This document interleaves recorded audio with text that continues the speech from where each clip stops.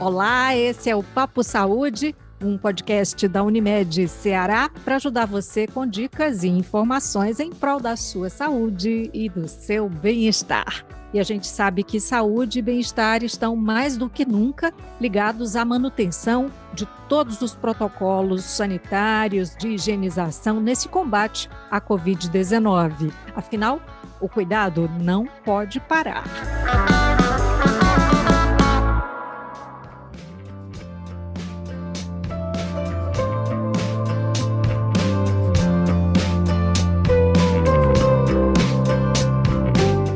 Hoje a gente vai falar sobre algo que mexe muito com a cabeça da gente, com a criatividade, com a noção que a gente tem do mundo, com a forma como a gente se vê, como é representada, enfim, vamos falar sobre a importância do hábito da leitura no nosso dia a dia, além de, claro, falar dos benefícios para o nosso desenvolvimento pessoal e desenvolvimento também em relação ao mundo que a gente vive. Para esse papo, nós convidamos a pesquisadora e escritora, criadora do projeto Winiteca, Winnie Bueno. Winnie, bem-vinda. Muito obrigada pelo convite. Espero que a gente consiga desenvolver uma conversa bem legal. E com a gente também está a Isabel Acioli, que é mestra em Antropologia Social e facilitadora do curso Relações Raciais e Branquitude no Brasil. Oi, Isabel, bem-vinda. Oi, Maísa. Oi, Winnie. Muito bom estar aqui com vocês para a gente conversar sobre esse tema tão importante. Obrigada pelo convite. Bora começar já falando de leitura. Eu tinha até selecionado um trechinho aqui de uma leitura que eu fiz recentemente, mas eu vou deixar assim mais para dentro do papo da gente.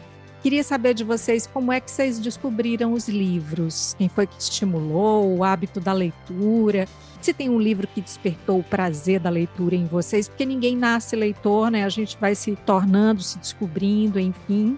Bom, eu sempre tive acesso, enfim, aos livros, né? Foi algo muito importante na minha vida, desde muito criança. A minha avó e a minha mãe sempre estimularam muito a leitura e minha avó conta uma história que eu, basicamente, antes mesmo de aprender a dizer o próprio nome, eu já lia, né? Tem um pouco de exagero nisso, né? História de vó, né? Mas eu descobri as letras muito novinha, 3 anos, eu já conseguia repetir palavras que me eram lidas. Então, se você, sei lá, por exemplo, passasse por uma rua, tivesse uma placa, e nessa placa tivesse escrito farmácia, eu perguntava o que estava escrito, minha avó dizia, e se eu visse em outro lugar a mesma palavra escrita, eu sabia que ele estava escrito farmácia. Uhum. E aí teve uma época que elas acharam até que eu era super dotada e tal, mas depois isso acabou se provando só uma ilusão da minha avó e da minha mãe, QI normal, tudo certo. Mas desde muito cedo, assim, a gente sempre lá em casa tiveram muitos livros. Minha mãe é uma leitora muito voraz, minha avó também. E o livro foi uma tábua de salvação para mim, né? Eu moro no Rio Grande do Sul, nasci, me criei no Rio Grande do Sul, um estado que é absolutamente racista, que tem, enfim, né, toda uma supressão da história e da trajetória dos negros e negras, e a minha mãe encontrou nos livros uma possibilidade de nos dar uma outra educação, né? Uma educação que não suprimisse a nossa subjetividade e que não fosse marcada justamente por esses apagamentos. Então, a presença dos livros na minha vida teve esse papel também, né? De ser uma ferramenta de combate ao racismo, e eu acabei, enfim, levando isso para dentro da Winiteca, que é o projeto que eu desenvolvo hoje, que é um projeto de distribuição de livros para pessoas negras, que é inspirado justamente nessa importância do livro e da leitura que teve na minha vida, e muito no que os livros proporcionaram para minha avó, né? Eu acho que a gente vive num país onde a educação para a população negra ainda é restrita, ela não é efetivada enquanto direito, então você proporcionar para essa população acessar os livros que eles querem ler, né, que sobretudo a juventude, é uma forma de desenvolver conhecimento autônomo. E contigo, Isabel, como é que foi? Assim, você também teve livros facilmente, acessou fácil aos livros desde pequena? Sim. do mesmo modo como aconteceu com a Winnie, as mulheres da minha família também foram muito marcantes nessa jornada, assim. A minha mãe, ela tinha muitos livros técnicos em casa, minha mãe é assistente social, então ela tinha muitos livros que ela utilizava na faculdade. E a gente gostava, enfim, a gente teve uma infância um pouco pobre, não tinha muita coisa para brincar, então a gente ia remexer nas coisas dela, né?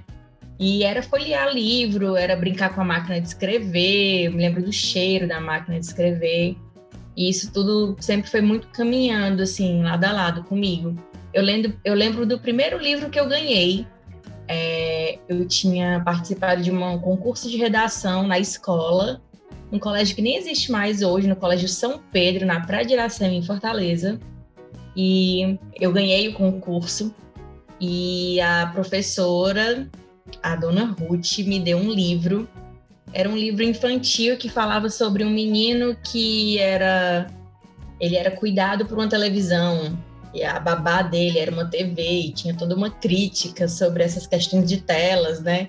Hoje, eu já estava lembrando sobre isso e pensando como esse tema, esse enredo seria, né, lido hoje. Uhum. Enfim, eu sempre tive essa paixão, mas nunca tive essa possibilidade de escolher os livros que eu queria ler. Eu acho que eu fui descobrir que eu gostava mesmo de ler já depois, assim, dos 17 anos, sabe? Depois da escola, em que os livros não eram mais uma obrigação para mim, voltaram a ser um prazer. Era gostoso ler, sabe? Eu voltei a ter aquele prazer. Aí entrei na universidade, os livros viraram uma obrigação novamente, né? Na época agora do mestrado, eu até inclusive precisei de livros que eu não tinha e eu pedi na Winiteca e fui atendida por 2 livros. Sim, eu pedi o Pode o Subalterno Falar, da Spivak, e também pedi o Pensamento Feminista Negro, da Patrícia Hill Collins. E eu fui atendida e foram 2 livros que me ajudaram muito, inclusive na minha trajetória acadêmica. Foram referências para eu conseguir terminar a minha dissertação. Então, quer dizer, estou vendo aqui que tem uma ligação entre vocês, de alguma forma, interligadas através da Winiteca, né? Mas daqui a pouquinho a gente fala mais da Winiteca. Queria só compartilhar também com vocês como a realidade de vocês é bem diferente da que eu tive. Eu tenho praticamente o dobro da idade de vocês, pelo menos da Isabel eu sei que sim. E na minha infância a gente não tinha acesso a livros. E os livros eram os livros da escola e eram aqueles livros assim que não tinham nenhuma ligação com a realidade que a gente vivia, né? Eu lembro que tinha aquela coisa da cartilha, né? A letra e aquela coisa lá, aquele objeto, enfim, desenhado. E eram umas coisas assim completamente diferentes da realidade da gente. Então tinha lá uva. Gente, eu nunca vi uma uva na minha vida, na infância, a não ser ali naquela página da cartilha. E helicóptero, ué.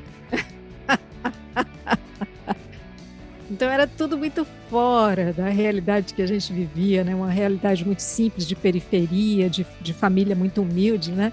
E não tinha livro. A minha mãe disse que a gente chorava porque a gente queria ficar com os livros da escola, queria levar para casa e a gente não podia, porque os livros não eram acessíveis fora da escola, né? E o que a gente tinha, por exemplo, as historinhas infantis, elas só começaram a circular a partir dos disquinhos. Vocês já devem ter visto, né? As coleções de disquinhos. Nossa, eu tive disquinho, gente. Eu tinha aqui em casa aquele dos saltimbancos. Nossa, até hoje memória infantil, assim, muito forte em mim. Mas aí eu já era grandona. Você tá entendendo a diferença, né? E aí, isso também é, obviamente, que vocês percebem a diferença hoje, né? Do que é acessar livros ou não acessar livros. Eu queria até trazer um dado da pesquisa Retratos da Leitura no Brasil, de 2020, que diz que mais de 4,6 milhões de pessoas deixaram de exercer o hábito da leitura nos 4 anos anteriores, ali de 2015 para 2019. Gente, olha, 56%, de 56% passou para 52%, né? E, além disso, 93 milhões, de um total de 193 milhões de brasileiros, não tinham lido nenhum livro nem em parte, 3 meses antes da pesquisa. Como é que vocês enxergam esses números, partindo dessa realidade de vocês, que até tiveram e que agora têm acesso a livros? No Brasil, livro é uma das coisas mais caras que tem, né? Não é barato comprar livro, não, né? E aí, bom, considerando o tecido social brasileiro, considerando os níveis de pobreza que a gente chegou no último período, né? Nos últimos 4 anos, 8 anos, a gente teve uma escalada muito grande de aprofundamento da pobreza no Brasil, isso, e também de políticas públicas de incentivo à leitura que diminuíram consideravelmente, né, no último período. Isso tudo vai explicar um pouco, né, o abandono assim, do hábito à leitura. Então, esses dados eles são importantes para a gente entender o que está por trás de cercear o acesso ao livro para a população, né? Eu gosto muito de uma frase do Quintana, né, que ele diz que não são os livros que mudam o mundo. Livros não mudam o mundo, pessoas mudam o mundo. Os livros a leitura é uma ferramenta que pode auxiliar as pessoas nesse processo de mudar o mundo. Quando você cerceia de uma população a possibilidade de acessar essa ferramenta, de certa forma você está mantendo o mundo como está. Isso no Brasil significa manter uma estrutura de dominação racial que é muito profunda, isso significa manter hierarquias de poder que mantém parte da população, né, num lugar de privilégio e a outra parte, a maioria da população, num lugar de submissão. Então, esses dados eles precisam ser lidos dentro de uma contextualização social, né? Não é sem razão que a gente não tem ou tem baixo acesso à leitura ou as pessoas não são incentivadas a ler. Não possibilitar essa ferramenta para as pessoas é também uma maneira de manter o status quo, né? De manter as coisas como elas estão, assim. Então, existem muitas iniciativas importantes aí de disseminação da leitura, da literatura, né? Do acesso ao livro, mas a gente também precisa aprofundar um pouco esses dados, né? Olhar esses dados em correlação com o tecido social brasileiro para entender também um pouquinho a quem interessa, por exemplo, que se tenha hoje correndo no Congresso um projeto que taxa os livros, né, que vão ficar ainda mais caros e ainda menos acessíveis para a população. Eu concordo plenamente com a perspectiva da Winnie, porque é isso, você precisa analisar os números com as pessoas dentro, né? E as pessoas não deixam de ler porque elas decidiram do nada que agora elas não querem mais, parou. Algo aconteceu, né? E certamente é um projeto político e de poder e de dominação quando você nega isso. Você nega, inclusive, que as pessoas tenham direito a ter representações positivas de si mesmas. Porque o que chega na grande mídia, porque o que chega popularizado, muitas vezes são os nossos corpos sendo estereotipados, enfim. Então você perde algo muito importante ali, né?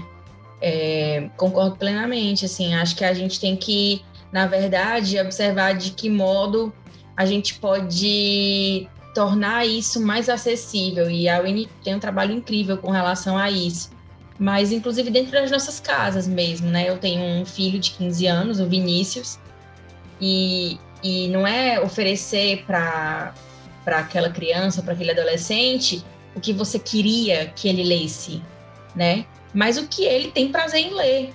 O que ele curte ler, Isabel?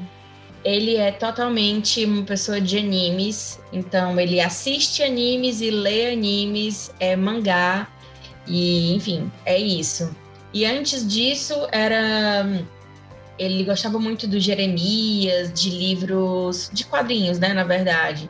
Gostava bastante, assim, e a gente sempre teve conseguia, sabe, colocar perto dele os livros. E aí, um tempo desse, a gente tá em quarentenado, né, juntos.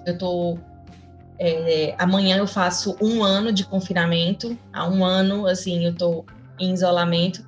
E o Vinícius, quando eu perguntei para ele se ele estava lendo alguma coisa, porque eu nunca vi ele segurando um livro, Ele falou, mas é claro, todos os meus livros são em PDF.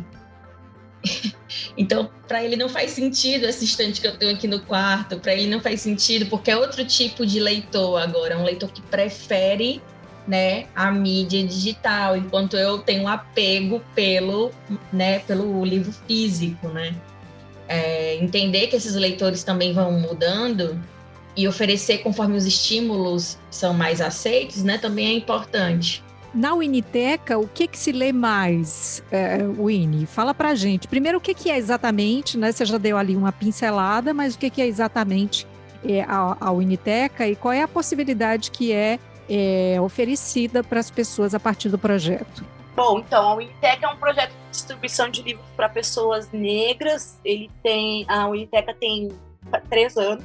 Ela não começou com esse nome. A Winiteca hoje é um robô no Twitter, dentro do site, onde a gente, então, coleta, né, os livros que as pessoas querem ler e aí busca alguém para doar esse livro para a pessoa. Então, a ideia é a seguinte: você vai doar não o livro que está lá na sua estante, você não quer mais, está velho, cheio de poeira. Você vai doar o livro que a pessoa quer ler. Então, essa é a possibilidade que a gente oferece. Dá sempre certo, Winnie? Vocês sempre encontram, assim, quem tenha o livro que a pessoa precisa? É porque não necessariamente, quando você aceita os termos de uso da Winiteca, você concorda em doar o livro. O que significa isso? Que, bom, vamos supor, tá? Você pegou lá o pedido da Isabel. A Isabel pediu o Pensamento Feminista Negro. Você não tem esse livro. Você vai comprar o livro e vai enviar para ela. Esse é o seu compromisso. Seu compromisso é fazer o livro chegar na pessoa. E a gente, inclusive, estimula que seja livro novo. Porque como o nosso público é de maioria de população negra, que é a maioria da população pobre nesse país, isso muitas vezes significa, para muitas pessoas, a primeira vez que ela vai ganhar alguma coisa nova. A primeira vez que ela vai ganhar alguma coisa que é sua, que é para si. Né? Então, a ideia é que a pessoa possa, enfim, fazer o que quer com o seu próprio livro. Os nossos livros mais pedidos são livros de escritoras negras, né? A gente soltou um top 10 no final do ano e a grande maioria são de livros de escritoras negras e são livros, na sua grande parte, de teoria. Né? Então, o livro mais pedido na Winiteca é o Mulheres Raça e Classe, da Angela Davis. Disparado, assim, é o mais pedido de longe. O segundo livro mais pedido é Um Defeito de Cor, né? Que aí é um livro de literatura de uma escritora negra, Ana Maria Gonçalves, que é um super livro, é um livrão, e é um livro que as pessoas pedem muito. As pessoas querem acessar esse conhecimento, as pessoas querem acessar conhecimento produzido por pessoas como elas, né? E muitas vezes não conseguem justamente pelo valor do livro, né? O livro é muito caro. E, enfim, nesse momento que a gente está vivendo, um momento de pandemia, né? Em que o quilo do arroz está custando o que está custando, que o botijão de gás custa o que está custando, aqui no meu estado, por exemplo, o botijão de gás custa R$75, você comprar um livro é um privilégio, né? Aqui tá pelos 100, viu? Pois é, para você ver, assim, né? Então, possibilita isso, assim, eu acho que a Winiteca possibilita, e é o que a gente vê, possibilita muitas vezes que as pessoas acessem livros que elas não vão conseguir acessar, porque são livros caros, e possibilitam que as pessoas... É isso que a Isabel falou, assim, às vezes é um livro que a pessoa está precisando para terminar uma dissertação, é o livro que a pessoa está precisando para terminar uma tese, é o livro que a pessoa está precisando para passar no vestibular, ou às vezes é um livro que a pessoa está precisando num momento de conforto, um momento de aconchego, assim. Então, a gente, enfim, né, o objetivo é esse, o objetivo é fazer aquilo que as pessoas precisam chegar na mão das pessoas. Isso foi uma coisa que a minha avó me ensinou, minha avó sempre disse isso. Quando a gente doa alguma coisa, geralmente a gente doa o que a gente não quer mais, ou o que está sobrando pra gente. A gente nunca, não necessariamente a gente doa aquilo que a pessoa precisa. Quando uma pessoa bate na tua porta, você vai geralmente doar aquilo que, né, que tá ali, que tá sobrando. Você não pergunta pra pessoa se ela precisa de uma pasta de dente ou se ela precisa de um saco de arroz. Na Winiteca a gente faz o contrário. A gente pergunta o que a pessoa quer, que livro que ela quer. Né? E aí a gente busca alguém que concorde em doar aquilo que a pessoa precisa. Assim. E, enfim, é uma experiência para mim, uma experiência incrível, né, de ser a pessoa por trás disso tudo, mas o mais incrível dessa rede, de ver essa rede funcionando, é ver circular o pensamento de pessoas negras, em especial de mulheres negras, né? A gente percebe muito fortemente como que o que nos falta para que o nosso conhecimento seja reconhecido enquanto conhecimento é justamente que ele circule. E ele não circula por uma razão, né? Que se chama racismo epistêmico. Então, é uma ferramenta também nesse sentido, assim, né? A gente não doa só livros de mulheres negras, a gente doa o que as pessoas querem. Tem uns livros até meio questionáveis, mas a gente doa, paciência, né? Se é isso que a pessoa quer. Mas, no geral, assim, os pedidos são muito voltados nesse campo, né? No campo da produção de conhecimento produzida por pessoas negras. Ô, Isabel, se tiver pergunta para a Winnie, vamos aproveitar, né? Eu queria saber quantos livros já circularam aí, hein, desde o início? Mais de 10 mil. Nossa, gente. E é incrível porque, assim, faz uma transformação na vida da gente. Eu me lembro, a gente conversando aqui, eu tô com o meu exemplar do Pensamento Feminista Negro do lado, né? E eu me lembro de mim, tipo, há uns 2 anos e meio atrás, na Biblioteca da Federal do Ceará, aqui, lendo livro, fichando, pensando assim, caramba, eu posso riscar porque é meu, sabe? Porque só podia pegar os livros da biblioteca e aquele livro que não podia, né? E para mim, minha relação com os livros que são meus é uma relação de consumo. Eu pego o livro, risco, eu realmente prego lá o post-it, enfim. Tem gente que tem todo aquele zelo, né? Mas o meu foco com o livro é realmente tentar estar com ele tudo que eu puder, né? Obviamente a gente tem cuidado, mas, assim, eu não sou aquela pessoa que não risca, né? E ter a possibilidade de ser algo que me pertence, que eu posso escolher como utilizar, porque é o meu processo e eu posso fazer isso, é muito bom. Eu queria falar um pouquinho sobre esses hábitos mesmo, né? Vocês já falaram, as duas falaram que riscam o livro, que marcam, que colam ali o papelzinho e tal. Porque tem gente que é o seguinte, dobrar a pontinha. Ela está mostrando agora, nesse exato momento, gente, o livro ali cheio de marcações, né? Cheio. E tem gente que, meu Deus, não pode dobrar a pontinha do livro, não pode, né? Tem que abrir com aquele cuidadinho e tudo. Vocês acham que isso interfere, assim, que o livro fica sendo essa coisa imaculada e tal? Eu acho que tem uma diferença aí, né? Eu tenho duas formas com livros. Meus livros de literatura, eu sou bem chatinha. Não gosto que dobre, não gosto que marque, não gosto que risque, não gosto.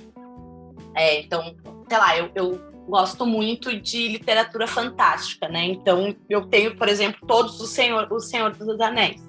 Eu já li 1 milhão de vezes e eles estão intactos, né?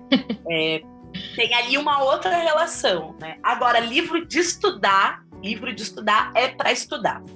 E aí, eu lembro quando eu conheci a Collins, quando eu conheci a Patrícia Hill Collins, eu estava com o meu livro, que na época que eu estudei o livro não estava traduzido ainda, e meu orientador me deu o Black Feminist Story em inglês, e eu estava estudando o livro, então eu andava com ele para cima e para baixo, né? E aí, no dia que eu conheci a Collins, eu tava com o livro na mão, assim, e o meu livro já tava daquele jeito, assim, que ele tinha todas as marcações, ele já era o dobro do tamanho dele, de tanto que eu já tinha folhado, de tanta marcação que tinha, de tanto, enfim, ele tava daquele jeito, assim, eu andava com o livro pra cima e pra baixo, tava amassado. E aí eu fiquei toda envergonhada, assim, de mostrar o livro pra ela, né? E aí, quando eu mostrei o livro, eu tava com o livro assim escondido, ela, por que você tá escondendo? Aí eu disse, é o meu livro, meu Black Feminist Story, mas ele tá todo sujo, não sei o que, tá todo marcado. E aí ela disse, nossa, eu nunca tinha visto um livro tão bonito, dos meus, tão bonito. Ai, que lindo! Você estudou o meu livro de verdade. E de fato, tava pra qualificar e eu tava super envolvida com o livro, assim. Desde essa experiência, assim, eu realmente soltei, assim, né? Se você... Não é todo o livro que eu me relaciono dessa forma, mas geralmente os meus livros de estudar, os que eu estudei mesmo, eles estão todos rabiscados, todos marcados. E aí eu guardei esse que eu escrevi a dissertação, eu guardei, tá guardado para a posteridade, justamente porque tem um processo ali, né? Tem toda uma organização de uma coisa que eu fiz. Eu pari uma dissertação a partir daquele livro, né? Então, ali também tem uma espécie de registro do que foi esse processo. Assim. Então, acho que livro de estudo é livro que... As pessoas têm outras formas de fazer isso, né? Tem gente que ficha direto no computador, tem gente que faz, né, outras sistematizações dos livros, mas para mim é uma forma, inclusive, de me colocar dentro desse livro, né? Tem muito de Winnie dentro dessa obra, que, enfim, para mim é uma obra muito importante, né? E que mudou, enfim, toda a minha perspectiva, toda a forma com que eu penso, sociologia hoje tem uma relação com essa obra, então eu acho que a gente precisa respeitar o processo de cada um com o livro. Você marcar um livro não significa que você não goste do livro, talvez signifique justamente o contrário, significa que você está extremamente comprometido em compreender o que aquele livro tem a te dizer. Eu estou chocada demais com a Winnie falando dos livros de literatura, né? Porque você falou do Quintana ainda há pouco, e eu estou nesse exato momento aqui folheando o livro do Quintana, que praticamente, nossa, são muitas páginas dobradinhas, né? Sim. E eu guardo muitas coisas dentro dos livros, olha, guardo fotos, guardo vários tipos de marcadores dentro do mesmo livro e papeizinhos. Nossa, tem nesse momento aqui eu estou vendo uma pilha com a mãozinha do meu neto desenhada aqui, gente. Ai, gente, então que coisa linda. Eu guardo, assim, milhões de coisas. E eu dobro a orelha, às vezes até lá no final, entendeu? Ai, Torturado, é o que eu tô lendo agora. Olha, já tem um... E eu risco muito o miserável do livro, gente. Um livro de literatura. Então, é isso, né? Isso é uma coisa que a gente pode fazer com o livro da gente, assim, né? Então, ter o próprio livro para mim é super importante. Eu estudei no mestrado e na graduação, eu pesquisei com pessoas privadas de liberdade, né? E a minha mãe trabalhou durante muitos anos em prisões, e ela tinha um exemplar de Vigiar e Punir, do Foucault, todo grifado, todo cheio de marcação, e aí eu precisei do livro, e ela disse, eu tenho esse livro aqui, posso te emprestar. E ler um livro grifado por ela era como se eu estivesse olhando por cima, assim, dela e estudando, sabe? Pegar um livro marcado também, às vezes, é legal, assim. Às vezes eu empresto os meus livros para amigas, para as amigas do grupo de estudos, né, que eu faço mediação. E, enfim, elas falam assim, nossa, é bom porque já vem todo marcadinho, né? Então, não tem não, assim, essa tristeza, assim, encontrei um livro, coitado, todo marcado. Não, gente, vamos se relacionar com ele. Tem uma coisa que eu acho muito linda, né, que é do Paulo Freire, a coisa de que você lê o mundo antes de ler o livro, a palavra, né? E, no fundo, eu acho que quando você pega as marcações dos outros, você também está lendo uma forma de ler o mundo daquela pessoa, né? Exatamente. Eu acho... O que foi importante para ela e que foi relevante para ela grifar. Isso é muito doido, né? Eu fiz mestrado na Federal de São Carlos, e lá eles têm todo o acervo do Florestan Fernandes. Então você pode marcar um horário e ir lá visitar o andar da biblioteca que tem um acervo do Florestan. Então você vê os rabiscos do lado, assim, da página, sabe? Você vê o que ele grifou. Mais interessante quando a gente consegue ver isso.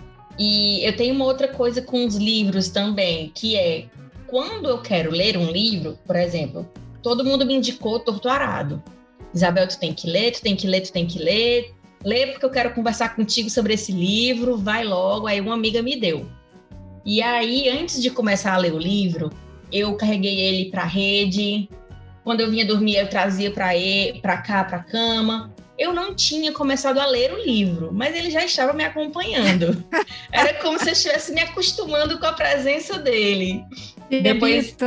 Me ambientando, a gente tava fazendo amizade ali. E depois, um dia desses, eu tava conversando com a minha amiga Alice Dott, e ela disse que faz o mesmo. Quem sabe as pessoas que estão escutando a gente aqui também vão se achar menos loucas ao me ouvir, né?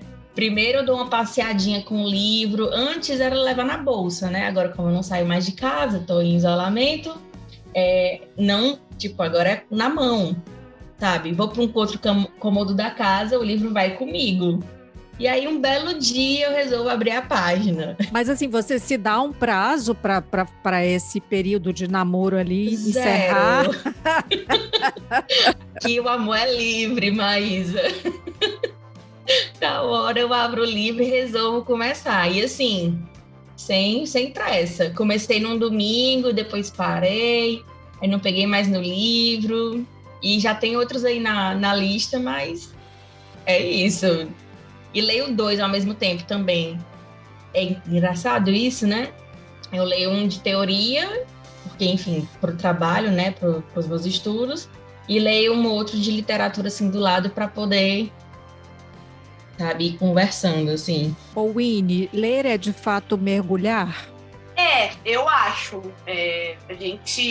Eu dou muito curso, né? Sobretudo a respeito do pensamento da Patricia Hill Collins, assim, né? E toda vez que eu dou curso do pensamento da Collins, especialmente quando eu dou curso sobre interseccionalidade, eu digo, olha, gente, eu vou dar as ferramentas aqui para vocês navegarem um mar que é muito mais do que tudo isso que eu vou falar, né? E esse processo de navegar, muitas vezes, ele exige que você mergulhe mesmo, assim, né? Então, você tem que ter você tem um tempo de comprometimento com aquela obra ali, né?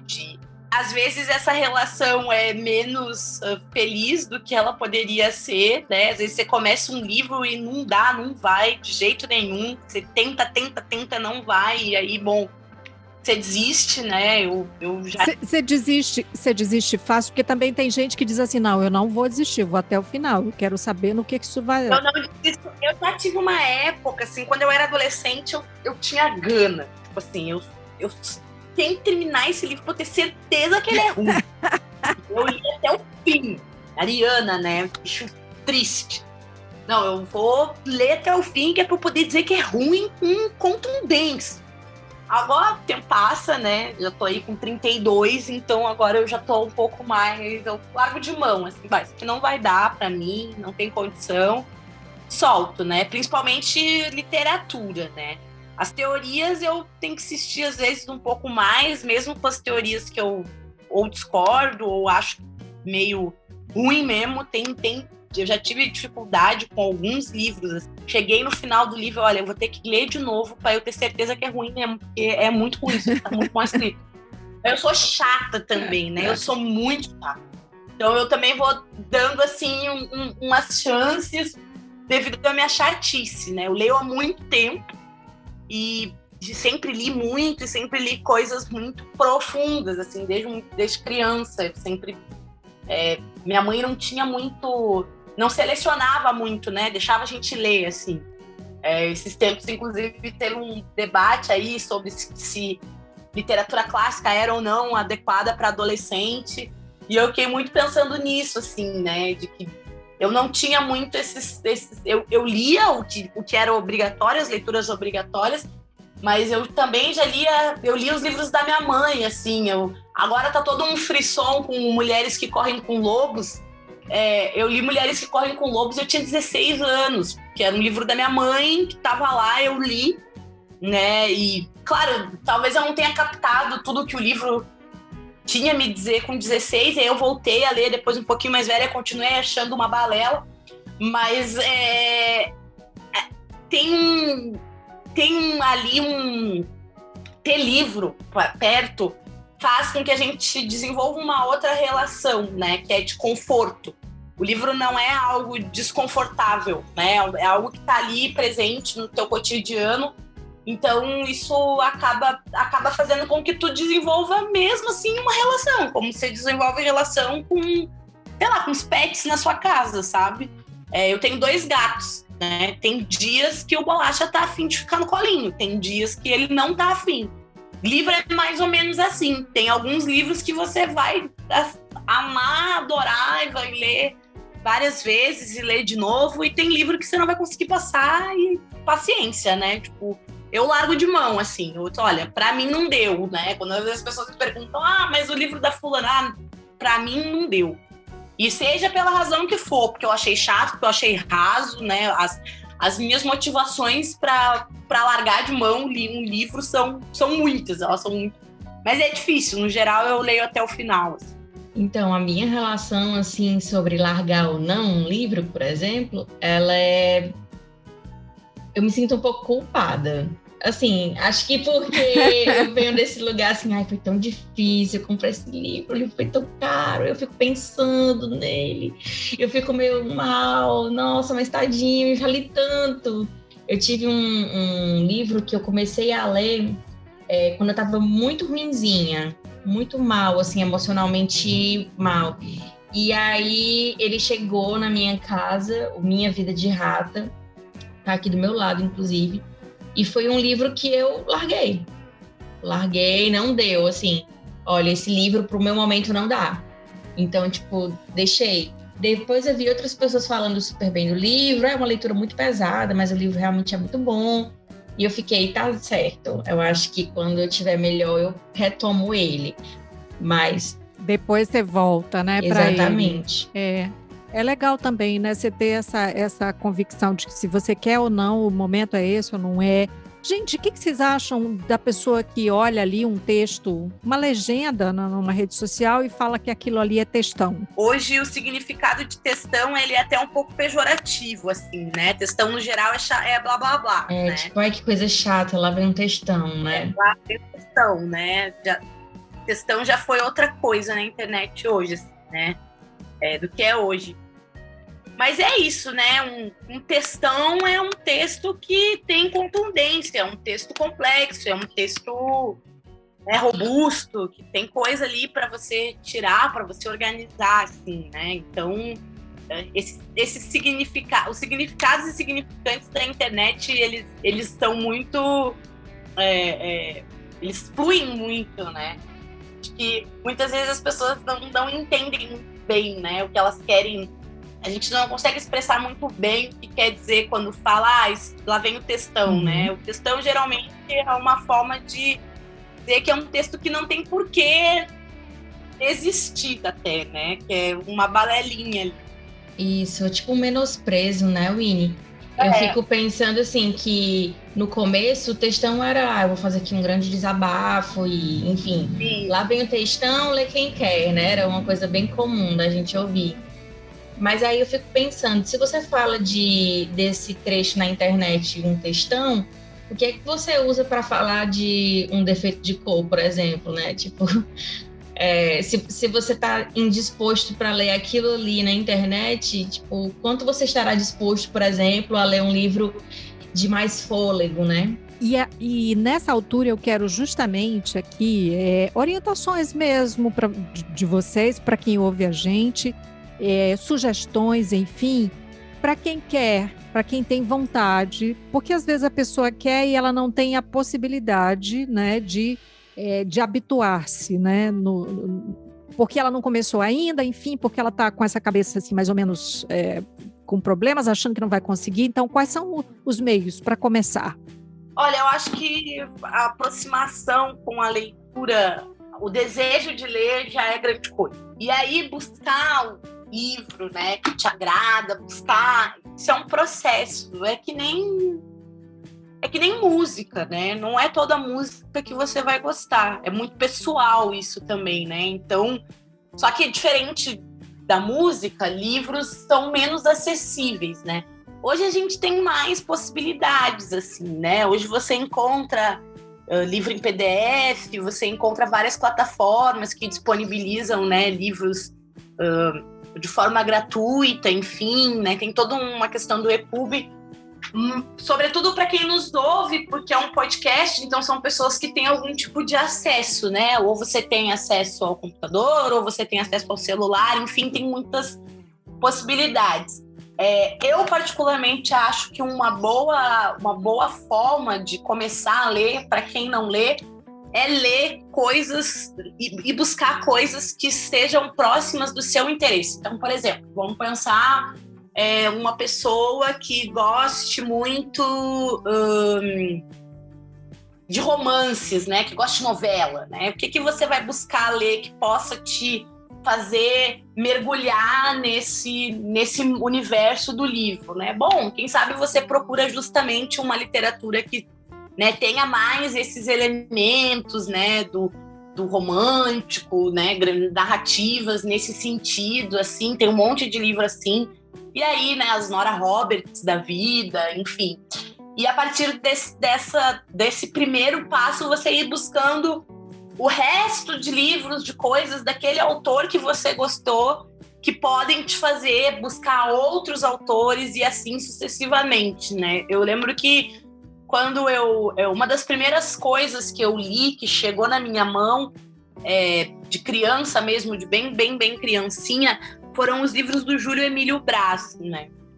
Lia muito Júlio Emílio Brás quando era criança. E aí, do Júlio Emílio Brás, me abriu um monte de outras possibilidades de leitura, assim. Eu lia muito os escritores do movimento negro, porque minha mãe, né, trazia muito esses livros para casa. Mas depois eu também, na escola, fui buscando outras coisas, né? Então, tem muito a explorar no universo da literatura. Assim, quando eu penso, né, numa pessoa que quer começar a entrar nesse universo, né, a se aproximar mais dos livros, eu concordo muito com a Winnie quando ela fala que a gente tem que começar lendo sobre algo que a gente gosta, né? Então, se você não tem nada em mente, pergunta para alguém que você sabe que te conhece bem e que lê, olha, me indica um livro, né?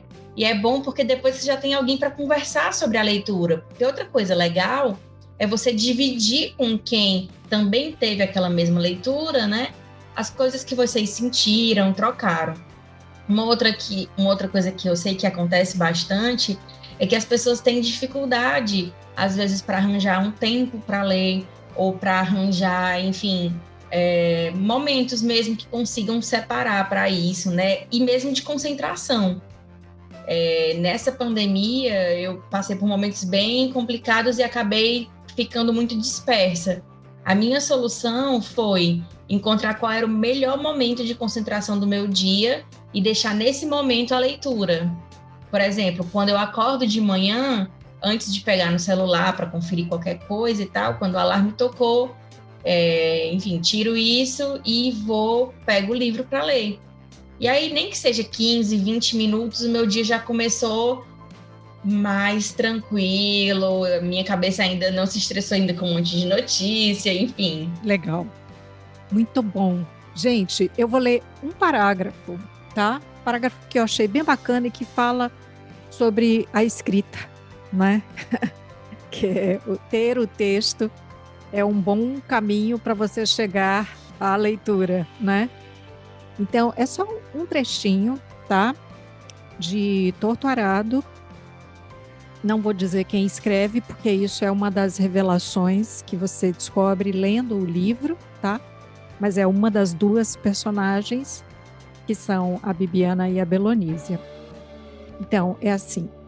Se soubesse que tudo que se passa em meus pensamentos, essa procissão de lembranças enquanto meu cabelo vai se tornando branco, serviria de coisa valiosa para quem quer que fosse, teria me empenhado em escrever da melhor forma que pudesse. Teria comprado cadernos com o dinheiro das coisas que vendia na feira e os teria enchido das palavras que não me saem da cabeça. Teria deixado a curiosidade que tive ao ver a faca com cabo de marfim se transformar na curiosidade pelo que poderia me tornar, porque de minha boca poderiam sair muitas histórias que serviriam de motivação para nosso povo, para nossas crianças, para que mudassem suas vidas de servidão aos donos da terra, aos donos das casas na cidade. É um parágrafo. Se você ficou curioso, se você ficou curiosa, é de Torto Arado, do Itamar Vieira Júnior, o livro que a gente falou aqui nesse episódio. Isabel Acioli, Winnie Bueno, muito obrigada por estarem com a gente nesse papo. Eu que agradeço. Obrigada, gente. Eu agradeço, foi maravilhoso. Foi ótimo, muito obrigada, gente. Amei.